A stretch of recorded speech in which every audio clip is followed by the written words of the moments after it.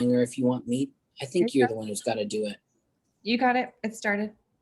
Okay, cool. Mm-hmm. Cool. All righty. Well, when I thought of doing this class, I was thinking about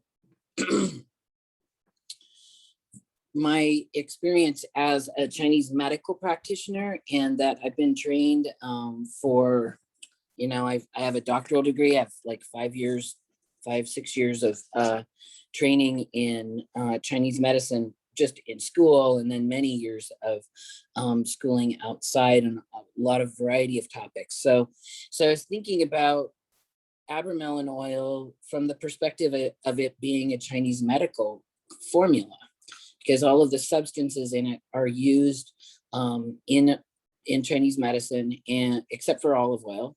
I'll note that they don't use olive oil in China, not really.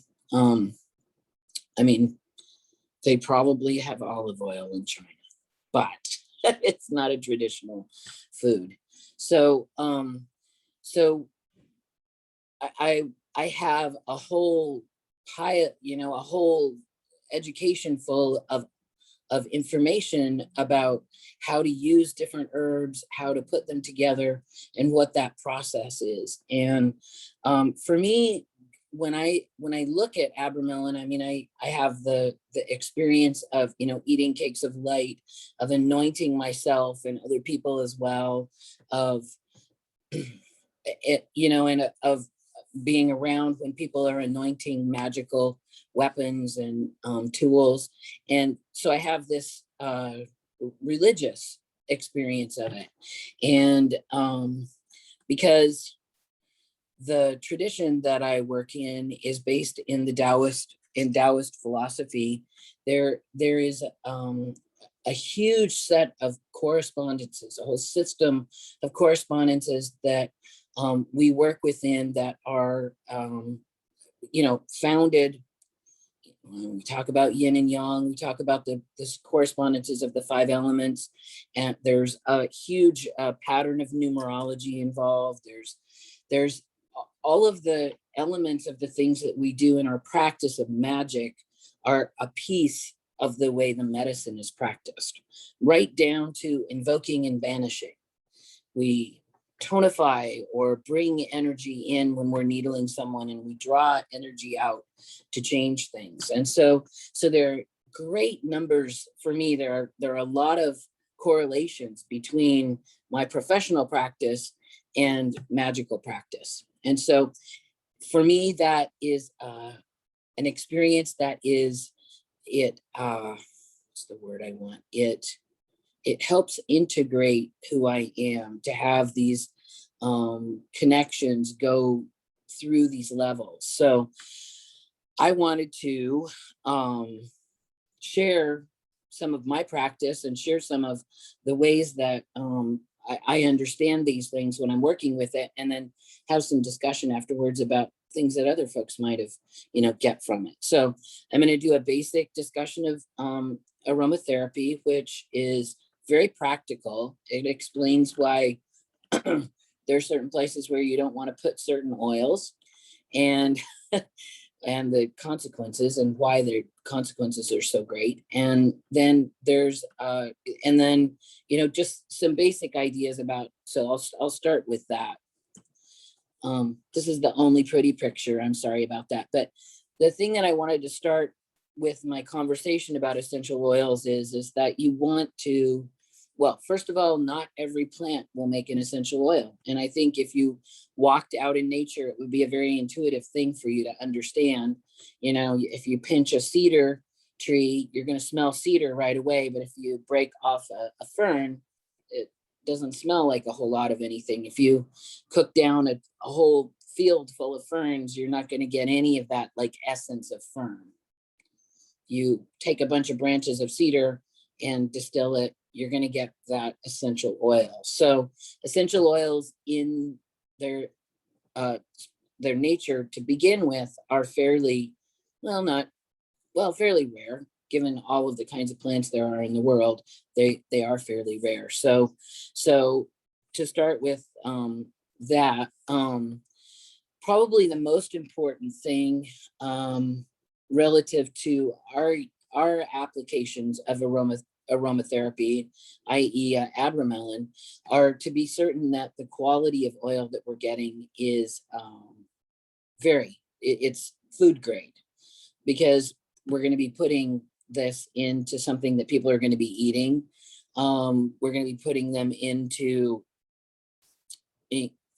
directly on skin. So knowing the sourcing of the plant material, knowing that it's in an area that's not being, you're not getting a lot of like pesticides, or also knowing that what you're trying to get like isn't endangered. There are definitely plants that have become endangered because of being overused. So that would be another thing. I don't think that any of the ones that we're working with are anywhere near that. So essential oils, when you look at the packaging on the bottle, it should say essential oil of. If it just says natural oil, it's not really good enough, because you could have like a small amount of the oil, and then the rest of it could be something else, some other kind of oil in there. Now, that in itself may not be a problem as far as using it, but for what we're doing, where we're looking at parts, you wouldn't know how much actual essential oil was in there. The other thing is knowing how it was extracted, and you want a steam extraction. You don't want a chemical extraction, because it's just going to leave chemical residue in the oil. So, let's see. Yeah. So for Abramelin oil, we use essential oils in many different ways. For Abramelin oil, anointing, so skin application, and in food, like I was saying. But it could also be burned as an incense. You can take the plant material and mash it together and burn it and have an Abramelin incense. You could put the oils in a little bit. I have a little steamer where you just put some water in the top of it. You put a candle underneath, and you put the oil on the top, and it disperses it into the room. That you could use it that way, kind of steam it into the atmosphere. And then it can be put in preparations. I'm always careful when I buy Abramelin soap, for instance. When you make soap, soap is gonna get used over the entire body, and Abramelin, as we'll see later, has two substances in particular that have very, very hot natures, and can burn the skin. And I've had, for instance, cinnamon oil applied to me in a liniment form, which would be a preparation. So it's got some kind of an oil base with essential oils added to it. And sometimes other kinds of things get added as well, camphor, that sort of thing, applied to my neck, and it burned me. So you have to be really careful when you're applying it to your skin to test an area to make sure that the person's not sensitive. So this is one of the biggest things about aromatherapy. I had a patient a couple of years ago who was a part of a multi-level marketing thing focused around essential oils, and the way they make their make their money is that you sign up to get a certain number of oils every month, and they just keep sending them to you. And I mean, there's really only so much essential oil you can use, and they encourage people to take it internally. Well, that is something any reputable instructor of herbology is going to be pretty much just say, no, don't take that internally. You need somebody who understands the chemistry. There aren't very many people out there who are trained aromatherapists, and it's just taking things internally like that. This patient had chronic eczema, and was having, and it was getting worse and worse and worse, just itching and itching and itching, and ended up actually with pneumonia because of the challenge to their immune system. And that, to me, a big piece of what was chipping away at their immunity was this just constant use of essential oils internally. Some people might be okay with it, but when she stopped that, the eczema stopped. So that really, yeah, I would never recommend taking these things internally. If you have someone who's trained as an aromatherapist who recommends it, that's great. There are ways of doing it that are safe to your digestive tract, but I just am really wary of encouraging people to take them, in their fresh form internally. So I'll stop talking about that. They can be added to food though, and they are frequently used in like soda pop and stuff like that. So there are definitely like commercial uses for essential oils in foods. The active substances in them chemically are terpenes, terpenes, and they are toxic. So and sadly, I mean, if they're tested really well, it would be a pricey oil, and you would have a consistent level of these constituents in the oil. But if they're not tested, then you don't know how strong each batch is going to be. So I just, again, you want to be cautious with your uses of them. Be aware of their natures. There's really only one essential oil that you can use without a carrier oil. So that's the next thing I was going to talk about is carrier oil. And a carrier oil is like, it's usually a fixed oil, which is to say essential oils are volatile. If you leave the bottle open, they will dissipate into the air. They will just disappear. They have enough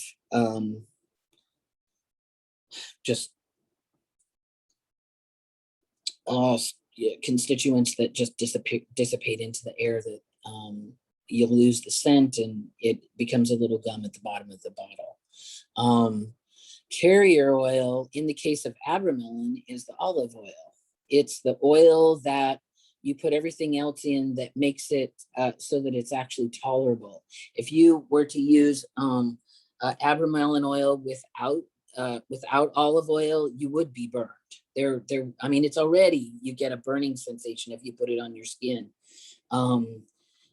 And without any, without there being, the olive oil being absent. So a carrier oil, there's only one essential oil that you can use without that, and that's lavender. And lavender is generally very friendly for the skin. Although I will say that there are some people who get migraines from lavender. So you do want to always, when you're using essential oils in a kind of a grand way, make sure that people are aware of it beforehand. Yeah, so carrier oils could be, like I was saying, fixed oil. Olive oil is a fixed oil, almond oil, jojoba, people hear about that all the time. Almond oil gets used frequently. Usually vegetable oils are not used because they tend to be cooked and they get gummy when you apply them on the skin. So it's usually more nut oils that are used. But again, with that, you also have to be careful with people with nut allergies because you can cause anaphylactic shock, using a nut oil that someone is allergic to. So this brings me to my kind of broad disclaimer. I'm sharing a lot of medical information.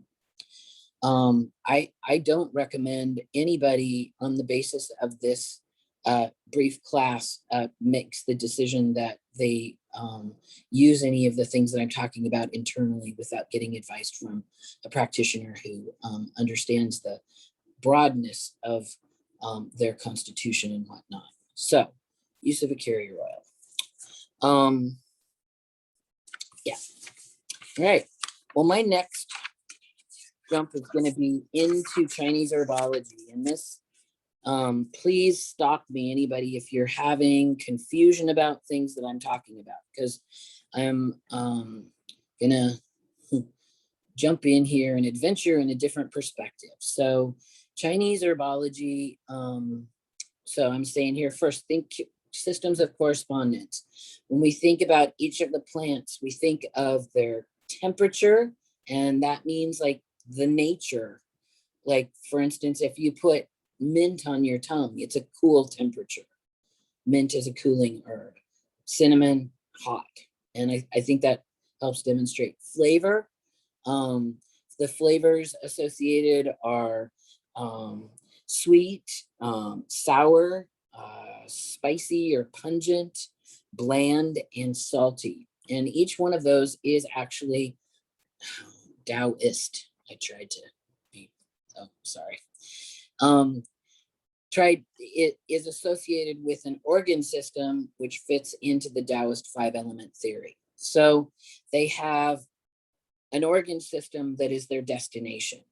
So for instance, cinnamon oil goes a bunch of places in the body, and it's part of the reasons why it's so beneficial is because it goes to your heart, it goes to your digestion, it goes to your kidneys, it goes to your liver. And then they also have a movement to them, which is to say, like mint, kind of in its dispersive, like, what's the word I just used? Pungent nature kind of spreads out, as opposed to specifically going up or down, it spreads out. Let's see, sweet kind of goes to the middle. It doesn't make you sweat or anything like that. Whereas like a pungent will, eating spicy food, peppery food will make you sweat. It brings everything out to the surface. So when I say they have a movement to them, they have something that they do.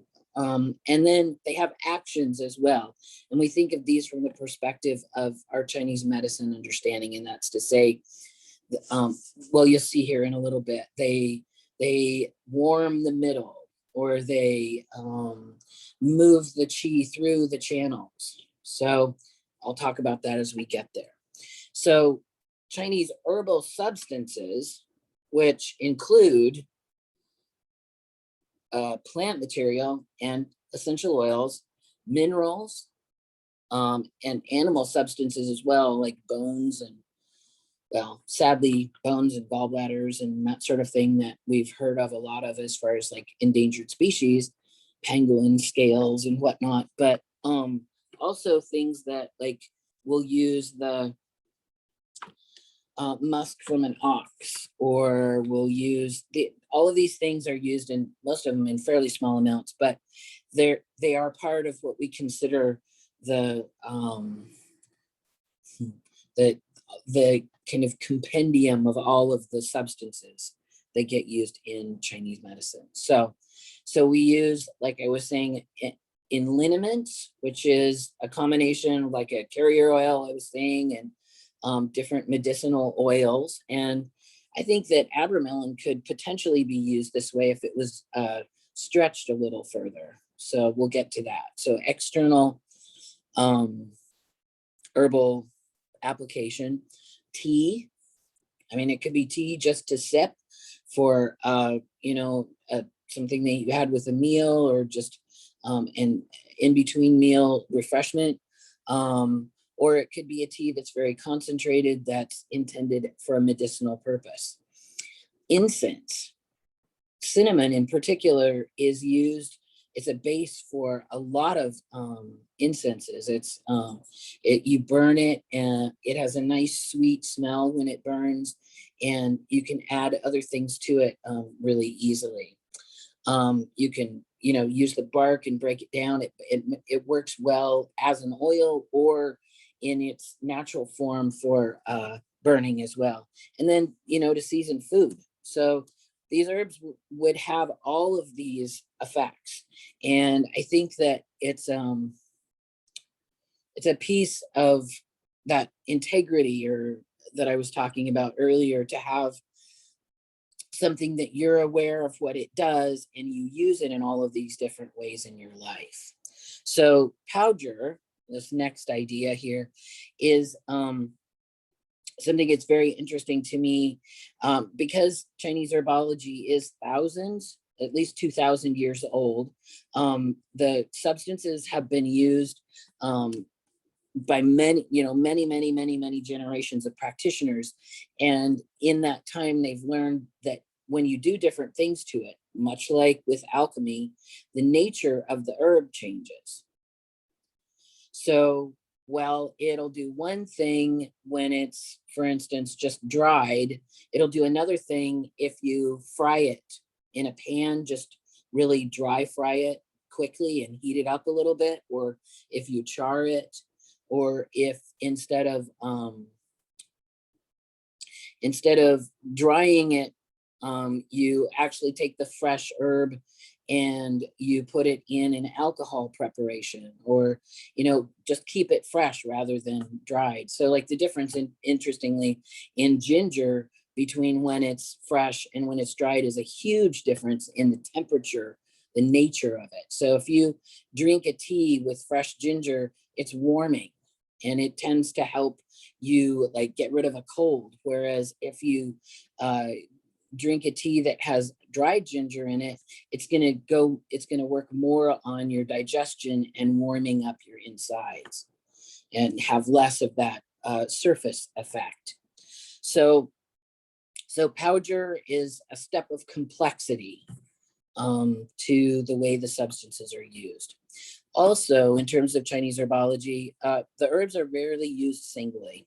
They are almost always found in formulas where their natures are combined to reinforce each other and the purpose of the combination. So when you get a Chinese herbal formula, or when someone is putting one together, they're thinking of the single herbs and they're thinking of formulas. And as practitioners, we will combine formulas sometimes. Sometimes we'll use a formula and then we'll add a few herbs to it to kind of bring it to what seems like what's needed to balance what's going on with the person. So moving on, thinking about Abramelin oil as a Chinese herbal formula.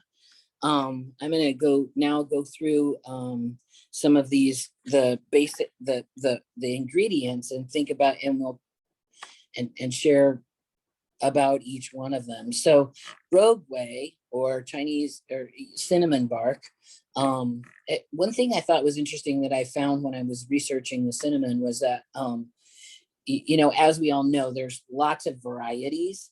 And like, for instance, we have the pungent, acrid quality here and sweet. If you get the kasha cinnamon, it's much more sweet than other kinds of cinnamon. So using a specific kind of cinnamon also is a way that you could, when you know what the flavors associate with which organ systems, then you know how you could strengthen one area versus another. So again, in my research, gui, as the rogue gui, the gui portion means that it can be used to connect to the spirit world. So when you think about this, again, it's not just being used as an internal herb or to flavor your cinnamon rolls. It's also being thought of as that incense that is helping, when you burn it, is helping you connect. So way that character means that it can be used to connect to the spirit world. So the natures, it's hot, it's considered solar. Not all of the herbs did I find planetary connections to them, although I expect if I hunted further I could. But this one definitely has a solar connection, and I think that that's a huge piece of how it's so important in the formula for us.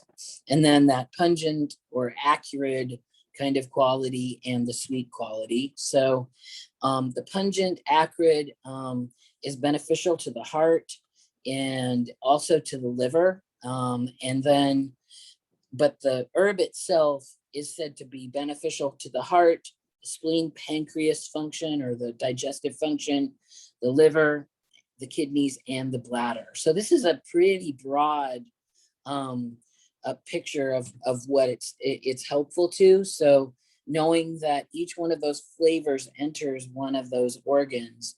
The heart likes the bitter, the spleen, pancreas likes the sweet, the liver likes the sour, and the kidney likes the salty. But then when we think about the 5-element system, there are relationships between each of the elements. So if you want to generate one thing, you may choose the flavor that is said to be the mother of the organ that you're wanting to use. So in that sense, well, this is where I could get really complicated, and I don't want to lose anybody too fast. So just know that these relationships, what it may not just be the like treating the like, so the sweet being good for the earth element, or the sour for the wood element, which is related to the liver. It could also be the mother of the spleen, which is the heart flavor, could be beneficial to the child, the earth as well.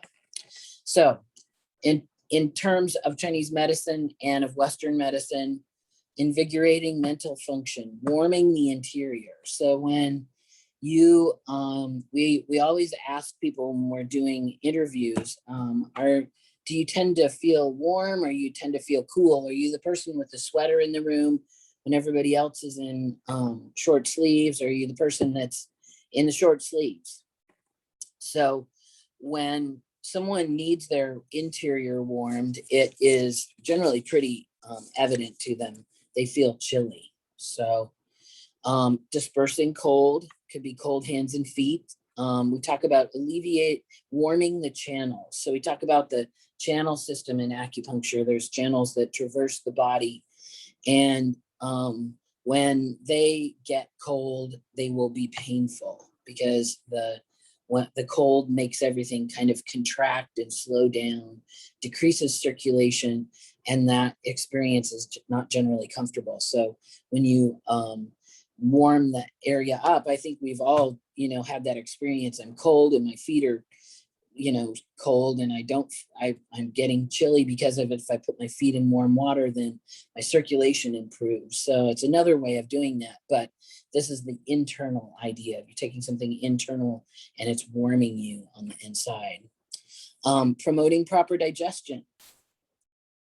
I remember one of my teachers describing digestion as like, you have this big pot in your belly, okay? Everything you put in it has got to be cooked for it to be able to be used by the body. And if you put all cold things in there, then you have to use the heat of your body to warm it. When you're a young person, that usually doesn't create too much trouble. But as we age, we kind of use up that warmth. And some people also have constitutions where their warmth is diminished to start with. So promoting proper digestion, because it's warm, it helps with digestion. So cinnamon tea, it's a very traditional thing to drink in many cultures with a meal. Helping restore the constitution when it's depleted. So again, that idea, we talk about that the heat being the yang, and when the constitution gets depleted, you need the yang to help rebuild things, make you warm, make the function of everything, and improve the function of everything. And as I was showing here, reproductive system, circulatory system, nervous system, mood, and emotions. A couple of interesting things. Cinnamon, generally, the cinnamon we use in Chinese medicine grows in the south of China, which again makes me think about our systems of correspondence. Think about fire in the south and that sort of thing. And the other thing that's interesting too is that nothing will grow under a cinnamon tree, because the nature of it is so hot that the ground under it just can't, nothing else can live in that. So we say in Chinese medicine that Chinese herbs they're uncompromising substances. So they're substances that you want to be careful of. So, all right, cinnamon, mo yao or myrrh. one of the three treasures given to the Christ infant. Myrrh, I think it's interesting because actually myrrh and frankincense and gold are all beneficial for treating pain. Homeopathic gold is used to treat pain. So they're all beneficial for that. And then you'll see here too, myrrh is promotes tissue healing as well. So benefit, as does frankincense, and helps with pain. So it is neutral in its nature. So it's not a hot herb, and it is kind of a balancing one with the other two. It's bitter in flavor, which, as I was saying, is connected with the heart. Where did I put that? Let me see here. About to put in where it goes. It goes to the heart, the earth element, the spleen and pancreas, and the liver. So, and I've definitely seen kidney on there as well. But yeah, so it eases pain, which is often something we see connected with the liver pain, because the liver is very sensitive to feeling stuck. Dispersing swelling, which is another thing that can happen with inflammation, from stimulating circulation, and then promoting tissue healing. Another one that promotes tissue healing that's really commonly used is lavender. And lavender is an excellent treatment to use for burns. If you ever get just a burn on your hand while you're cooking, or a sunburn. I haven't had a sunburn since I started applying it before I'm in the sun and after. And you have to apply it about every 15 minutes. I don't spend a lot of time in the direct sun. But if you have very white skin like I do, you gotta have something to help. And then, so it's considered anti-inflammatory, antioxidant, antiviral, antibacterial, analgesic, and antiseptic. So it is applications of this, and that could be taking the little beads of the sap and boiling them, could be used to bathe a wound. You could, and because it's neutral, it's not something that's going to hurt the area, not like the cinnamon would. It will help move, like it says, dispersing swelling. If you have swelling in an area from an injury, like a cut or something, it would be safe to just wash the area with it. Taken internally, antioxidant, antiviral. And also think about the use of frankincense and myrrh in the church. It was burned, and during all sorts of in more the Middle Ages, the 14th, 15th, 16th century, people, well, even the 17th century, people are not bathing like they do, and that we do now. And there's a lot more difficulty if you had an injury or a wound in getting it to clean, because there was actually a lot of thought that bathing was dangerous.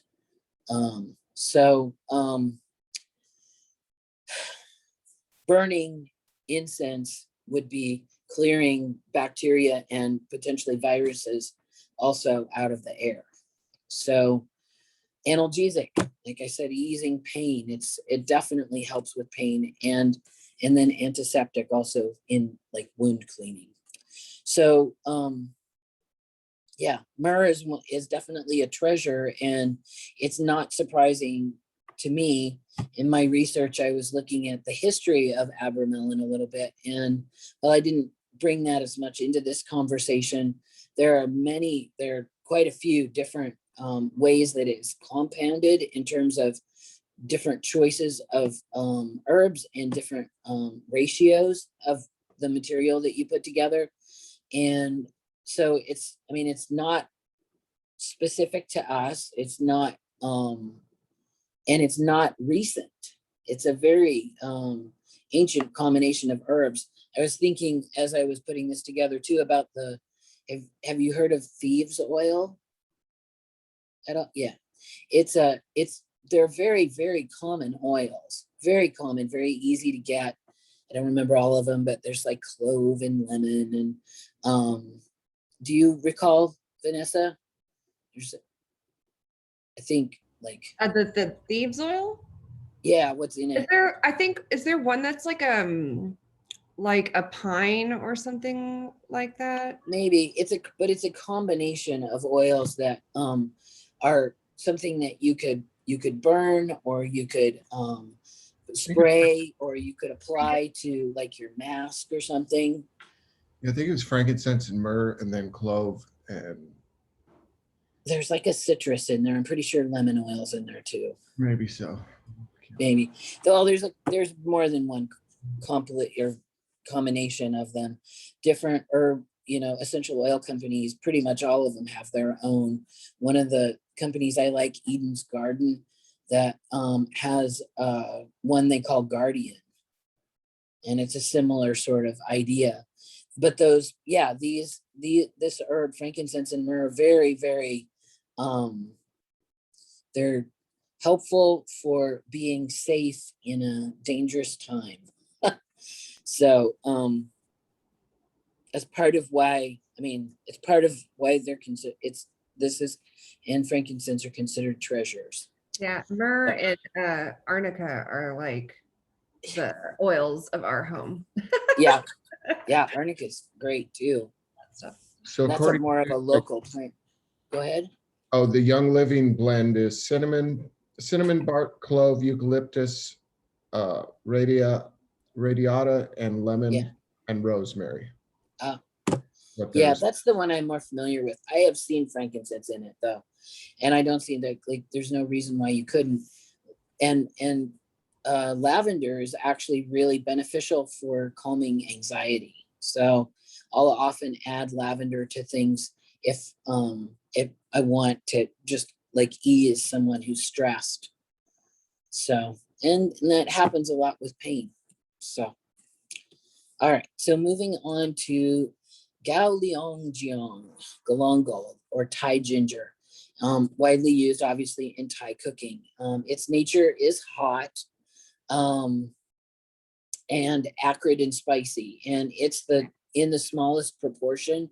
In Abramelin, it's definitely mostly goes to the stomach, and it warms the middle. So from a Chinese medicine perspective, digestive complaints like coldness in the abdomen, pain, nausea, hiccups, diarrhea, that sort of thing, you could use like a tea of galangal.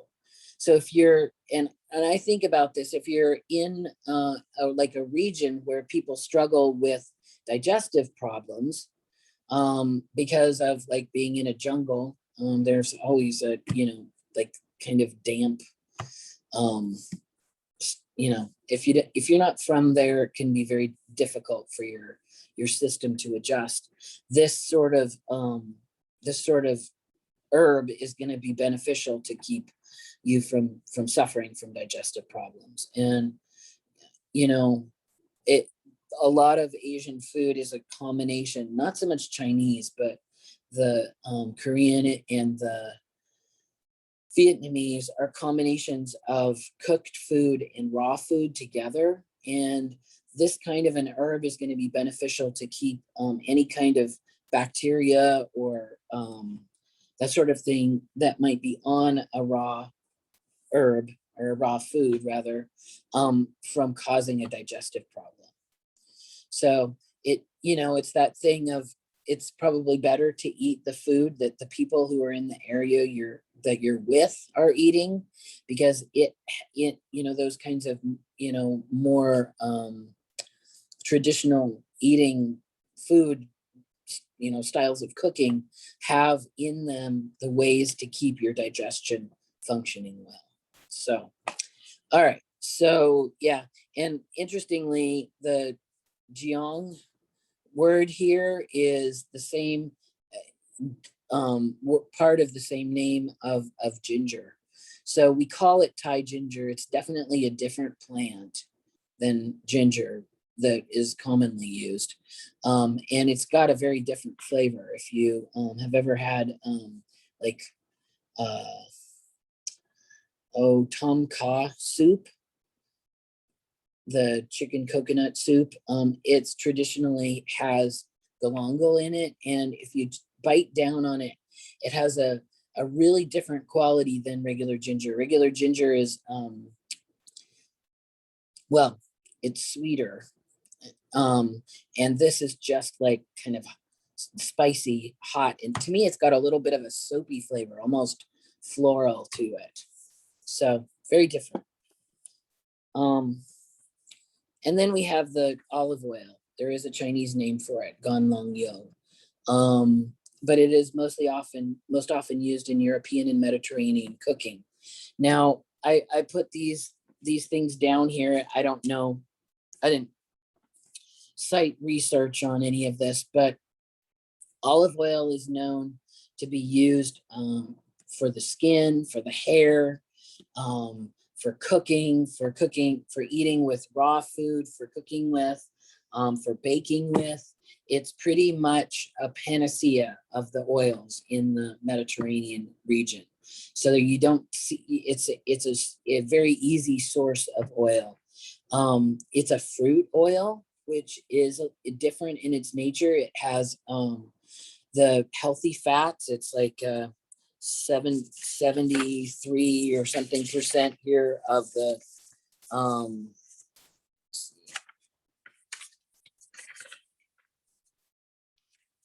mono unsaturated fats. Saturated fats 14%, and it has vitamin E and vitamin K. These are both vitamins are beneficial for the heart. So antioxidant, anti-inflammatory, antibacterial, which when applying it to the skin, this is a good thing to know.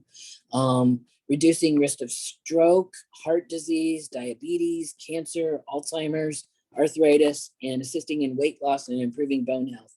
I think some of those things are, I mean, it's not, you can't just use olive oil to reduce your risk of a stroke. You have to have a whole diet that's reducing your risk of a stroke, and same with all of these other things. But having healthy fat sources in your diet is definitely going to be beneficial.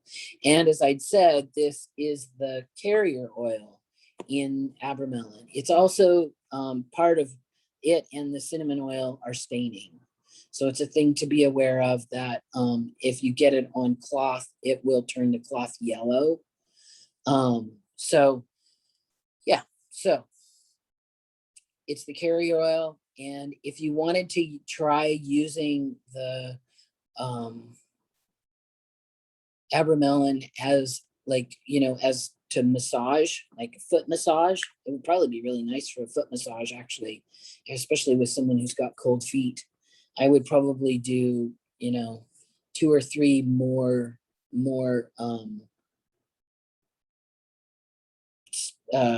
well, not parts, but like I would like triple the parts of olive oil to the other oils in it,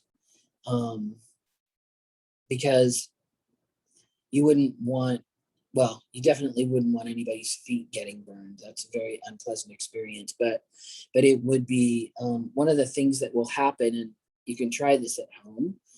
You can take mint oil and rub it into the bottom of your feet, and you will taste it. So essential oils can go through, you know, travel in your blood. And so you want to be careful about how strong of an amount of something that you put on the surface of you. And if you were massaging it into an area, you'd be covering more surface. So just making sure that it's diluted far enough that it's not going to be a problem that way. So it's not antifungal specifically, because otherwise that might be useful for fungal problems on the feet, but I can't say that it might not be helpful. Any questions so far? Nope. Interesting. Cool. All right. Well, I am getting close to being done. This is not quite an hour-and-a-half class at all.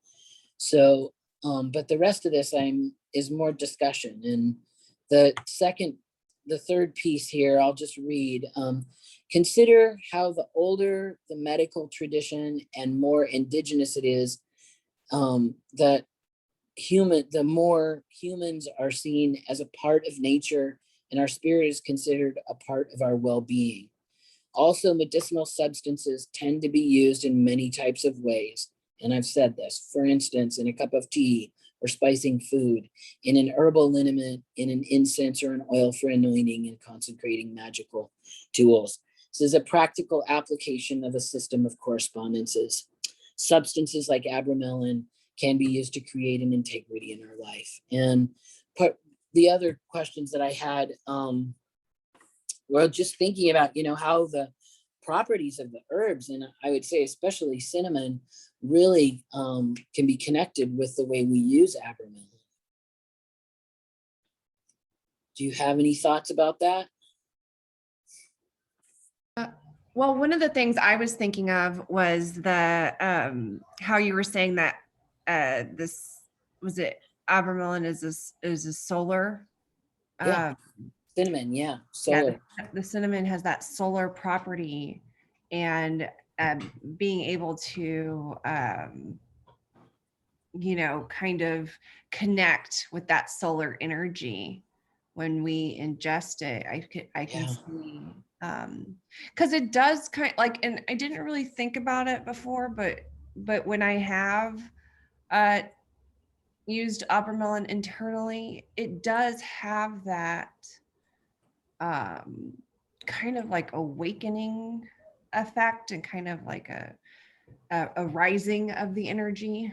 And so I definitely see how those benefits kind of wake up the spirit. Yeah. In a way. Yeah. It strengthens the middle.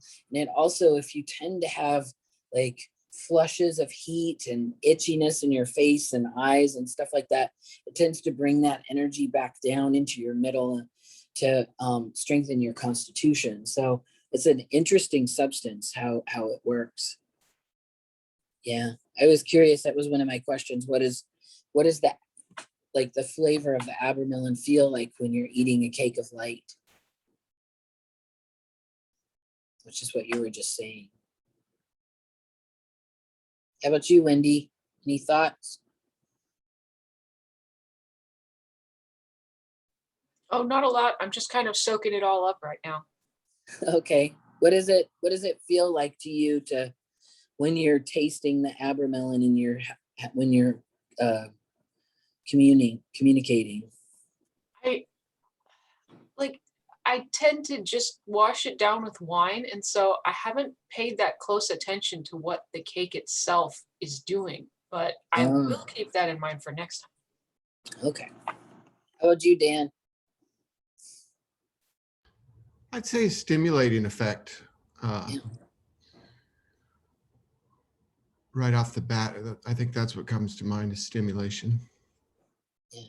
The heat, definitely, especially after you've been sitting for a while, you feel that like it improves your circulation, shifts your circulation. Alrighty, that is mostly what I have, unless there are any questions or comments or anything that anybody wants to share.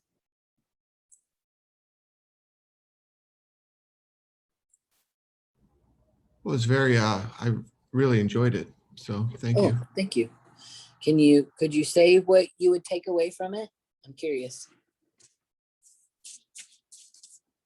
Just a better understanding of what all the constituting parts do individually, and just the idea of how they came together to be used together is very enlightening.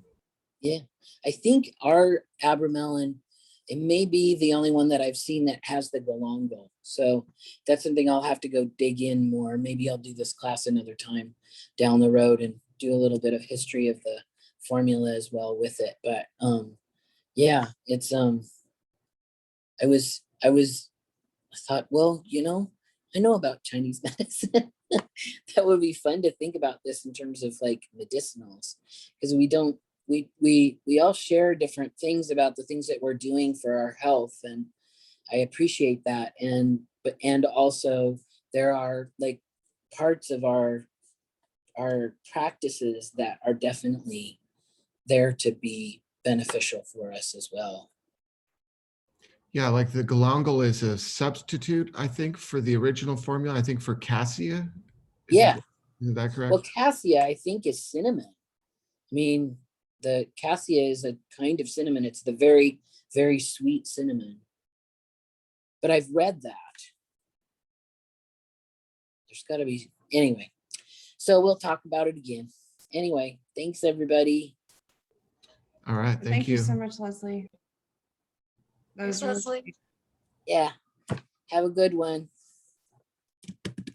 You too. Yeah.